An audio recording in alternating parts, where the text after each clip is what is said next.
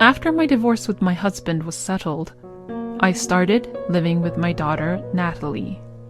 But about 6 months later, an incident occurred. It was my day off, and I was relaxing at home with Natalie when I received a phone call from my mother.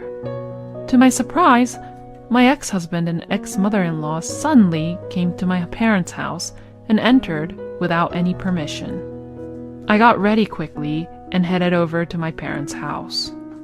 When I arrived at my parents' house, my ex-husband and ex-mother-in-law were sitting on the living room sofa, waiting for me. I had no idea why they had come so suddenly. "Why did you both suddenly show up at my parents' house?" I asked, and my ex-husband John said something which surprised me. "I want you to give me back the money that you owe me." My name is Aaron, and I am a 40-year-old office worker. I've been married to my husband John for 14 years. My daughter Natalie was born at about the same time I got married, so she's already in the 8th grade. The three of us were living happily together as a family, and I knew that we would always be able to build a nice, warm home together. I met John at a blind date, and I was immediately attracted to his friendly, kind, and cheerful personality. He was also attracted to me as well, and we kept in touch all through our high school years. We exchanged contact information at the time, and we started going out after a few dates. A year later, he proposed to me, and we got married. I loved him so much, and I was so happy when he decided to marry me. I had a group of good friends from high school, and the four of us always got together whenever something happened. When I told them that I was getting married, they all congratulated me. I remember that they all attended our wedding and were saying that they wanted to get married too. Then, after my wedding, one by one, my friends got married to their husbands one after another, and all the members got married. We laughed and talked about how our group has suddenly become a group of adults, because just a group of good friends and classmates had all at once become a group of married women. Then, when I got pregnant, they all started getting pregnant one after the other, and in no time at all, it became a group of mom friends. I felt like we were going through life together, and I knew we would be close, good friends for the rest of our lives. I had a fulfilling time as a wife and a mother in this way, but I think I was also happy being an employee at the company where I work for. After I graduated from college, I was assigned to the planning and development department of a major company where I worked very busily every day. The work required difficult skills, but it was very rewarding, and every day was a learning experience and discovery. One of my friends in the moms group, who is a full-time housewife, had once said to me, "You're really a workaholic, Erin, but you also have a fulfilling private life with your family, and it's like you have two bodies or something." According to my friend, I am a very strong woman. But I really would like to have a body that is as tireless as a strong man. Both John and Natalie support and relaxes me at home after a tiring day at work. "I'm home." "Oh, Mommy, welcome home." When Natalie was still small, she would greet me with a smile and hug me when I came home from work. Just by hugging Natalie, all my tiredness goes away for that day. "Welcome home, honey. Dinner is ready." Another person who relaxes me is John. John quit his job after Natalie was born and started working part-time because I wanted to continue working at my company. John began to work part-time at a cafe, and he was the one who picked up and dropped off our daughter. And when I came home from work, he would cook dinner for me. It's pretty difficult to cook with a tired body after a long day at work, and it's a real relief to come home and find a hot meal ready for me to just eat. John's cooking makes my body and soul feel relaxed, and I take a bath with Natalie and talk about the day. My life was like that, and my work and private life were very fulfilling. I think I was able to do this because both John and Natalie were understanding of my work. But because such a kind husband and daughter let me be like this, I became even more focused and got more passionate about my work. As I produced positive results at work, I was promoted to a higher position. I started working more overtime and began to come home pretty late at night. This often meant that by the time I got home, Natalie was already asleep in bed. Fortunately, by then, Natalie was in the upper grades of elementary school, so she was a little mature enough to understand the difficulties of my job and was able to do some things on her own. So, John also began working more hours for his shifts at the cafe. Lately, I've been really into checking out different coffee shops and buying their coffee beans. I bought some today too. I also bought some cakes at a new cake shop, so let's have them with the coffee. John seems to be addicted to coffee and making coffee, as he seems to be learning about roasting the coffee beans, making coffee with different types of coffee beans, and putting them into practice at his part-time job. That's why he makes very good coffee even at home. In this way, John and Natalie both forgave me for being so passionate about my work, and I didn't realize that our family relationship was slowly starting to fall apart. I first found out about it when Natalie came to me to consult about something. What's wrong? You said you wanted to talk about something. Well, actually, the other day, when I went to see a movie with friends from school, I saw Dad being with another woman. What?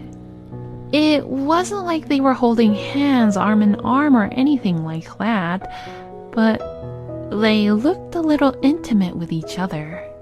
And since last year or so, I often hear Dad talking on the phone before you come home from work, Mom. And at other times, Dad's so focused with his phone that he wouldn't really pay attention to me when I spoke to him, and he would look kind of happy while looking at his phone. At first, I thought he was texting you, Mom. I also thought that he was talking to you, Mom, when he was on the phone. But after seeing him, I started to wonder if he was talking to the woman from the other day. Natalie was saying this with a very sad look on her face. She was already in middle school at that time, so she is sensitive to such things and would not be able to handle the shock by herself. And hearing this, I was for sure in shock too. I would be very sad if John, who I thought was putting Natalie first, was actually having an affair behind my back. Oh, I'm so sorry, sweetie. I didn't know we were making you feel that sad. I've been a little work-centered, haven't I? No, I think it's cool that you work so hard, Mom. So don't feel sorry for that. I was very happy that Natalie said such kind and understanding words to me. Thank you, Natalie. And I'll check with your dad about this, okay? And if your dad is having an affair, I think I'll divorce him, but will that be okay with you, honey? When I asked her that, she nodded her head. I don't like the idea of my own dad having an affair. Just knowing that and being with him would make me feel bad. Seeing my own daughter say this made me reflect on the fact that I had not paid much attention to my family. I must look into this issue thoroughly for the sake of Natalie, who took her courage to talk to me about such a heavy topic. I immediately requested an investigation agency to investigate about John's affair, and I was surprised to find out the results. John was indeed having an affair, just as Natalie had said, and there were photographic evidence of the affair. But what was most surprising was his affair partner. She was Stacy, who was one of my classmates from my high school days and one of the members from the moms group. I was more shocked by the news than John's actual affair. I was betrayed by a really great friend who I had thought we had always been close and trusted each other. Stacy is a stay-at-home mom, and she was the last in our group to get married. So, her child is still small, like 5 years old or something. And yet, she was having an affair with John without taking care of her own child. When I got the evidence of their affair, I was really shocked and couldn't move for a while. If I had not been in my room, Natalie would have seen those photos, and this would cause a lot of troubles in my family. I was not ready to show and confront John yet, and I could definitely not show Natalie these photos. I took a deep breath and tried to calm myself down.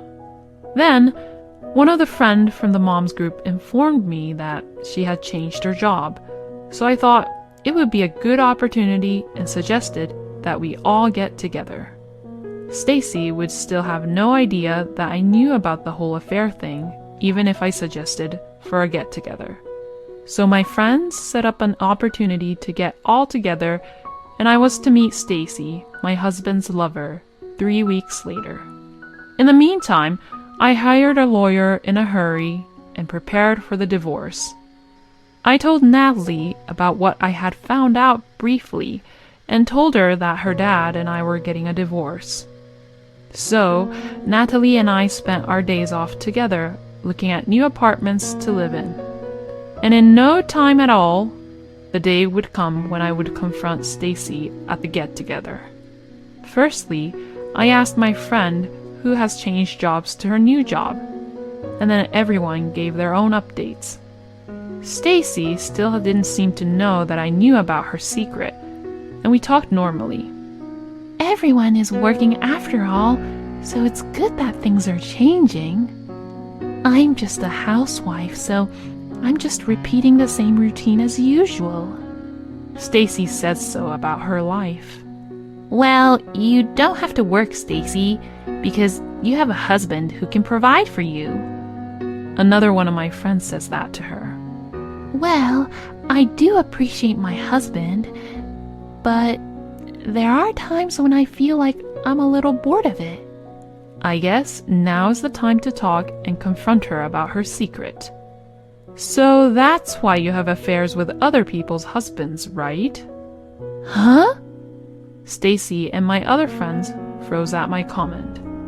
Hey, Erin, what do you mean by that? Stacy kept silent with her face turning blue, and the other friend asked me the question. Well, it looks like Stacy has an affair with my husband, John. What? No way! You must be joking. Stacy would never do such a thing. The other friends tried to protect Stacy. Since other friends protected her, Stacy took advantage of it. That's right. Erin, what are you saying all of a sudden? You probably must have mistaken me for someone else, don't you think? Well, of course, Stacy would try to say that. Oh, really? Well then, why don't you all check this with your own eyes? With that, I took out the photos of evidence from my bag. My friends are checking out the photos that are laid out on the table. Oh my gosh! Stacy, why? Stacy probably didn't think that I even had the photos as evidence. She can't seem to hide her surprise and covers her open mouth with her hand. I was really in shock, you know. Why did you have an affair with my husband? Stacy finally seemed to think she couldn't escape. I'm really sorry. I happened to walk into that cafe where your husband works, and I told him that I had no idea he worked there, and from then on, I began to go there. My husband does provide for me, but he stopped caring about me so much after we got married. That's why I was beginning to feel lonely. Stacy started to cry when she said that. But even if she has such a reason, having an affair is not good in general, and it's not right to touch a friend's husband. I proceeded to talk in a nonchalant manner and not trying to be carried away by Stacy, who was crying her eyes out. I'm sorry to everyone else, but I'm going to tell Stacy here that I'm going to charge her alimony. And I also put the content certified mail in your mailbox at your house today, Stacy. So maybe your husband should have already checked it by now, right? Oh no! How could he do such a terrible thing? Terrible thing? It's much more terrible to mess with your friend's husband when you yourself are married and have a child too. You should be punished and pay for your crime properly. When I said this, Stacy turned pale and nodded her head. We can't really trust you two anymore, Stacy. My other friends said so too, and we left the restaurant, leaving Stacy behind. Now that the revenge against Stacy was over, I had to deal with John next. I'm pretty sure that Stacy would have already contacted John about it. So, when I came home, John came to the entrance with a panicked look. Hey, how could you? What? I just received a call from Stacy. Are you talking about your affair? How could you do it so publicly? You're terrible. You acted like a good husband to me, but in reality, you were having an affair behind my back. No, that's... But Stacy has a family too, so why did you expose her to her husband like that? How ridiculous. I guess people who have affairs have a similar way of thinking, huh? You think that as long as the other person doesn't know about it, there's no problem, right? But in reality, you really did something wrong, so everything must be exposed as a part of your punishment. That's why I'm going to divorce you and demand alimony and child support from you. Since there was already evidence of the affair and no way for John to get away with it, he agreed to divorce, but was reluctant to pay for alimony and child support. But when I hired a good lawyer and told him that I was prepared to fight the case all the way to court, he finally agreed to pay. So that's how I divorced my now ex-husband, sold the house we had been living in, and moved into a new apartment with Natalie. I filed for alimony from my ex-husband and Stacy and received $30,000 from each of them. I also demanded child support from John. After the divorce was finally settled, I started living with Natalie. As one would expect, this incident traumatized me for quite a while, but little by little my wounds began to heal. However, about 6 months later, an incident occurred. I was relaxing at home with Natalie on my day off when I suddenly received a phone call from my mother. What she told me has surprised me so much. My ex-husband and ex-mother-in-law suddenly came to my parents' house and forced themselves in without any permission. At that time, my father had gone out to take care of some personal business. So that's why my mother called me in a hurry. I quickly got ready and went to my parents' house. When I arrived at my parents' house, my ex-husband and ex-mother-in-law were sitting on the living room sofa waiting for me. I had no clue why they had come. "What are you both doing here at my parents' house all of a sudden?" I asked, and my ex-husband had said something which shocked me. I want you to give me back the money that you owe me. Huh? I never borrowed any money from you. I paid $15,000 for the wedding, didn't I? You were the leading role in the wedding, so it means that I had lent the money to you for your wedding. Since you divorced me now, it's all a fraud. To be honest, I would sue you for the marriage fraud, but all you have to do is return the $15,000 as a settlement. He had said an impossible request. My ex-mother-in-law also told me to pay him as soon as possible. After the divorce, I knew that my ex-husband gotten a full-time job at the cafe where he worked from before. But, as I recall, The pay was quite low for a cafe staff. He must be in trouble with money, which was why he was making such unreasonable demands. Well, let me tell you this. We both were the leading roles at the wedding. And even after that, I paid more of your living expenses than you did for our marriage. If you calculate the total, $15,000 is a small fraction of what I paid. So don't harass me by making impossible demands. I tried to get them to leave, but they didn't leave that easily. Then, my father came home. My father had apparently received a call from my mother and had to come back in a hurry. What are you guys doing here? My ex-husband explained the same thing to my father while being scared to death at my father, who was shouting angrily. My father listened silently but seemed to be beyond angry and taken aback by John's impossible demand. It's your fault for having an affair in the first place. If you're going to make such unreasonable demands, get the hell out of here. Saying this, my father tried to kick him out, but my ex-husband got down on his knees. Please, Aaron, lend me money. Not only from you, but Stacy's husband is demanding alimony from me, and I really can't pay up anymore.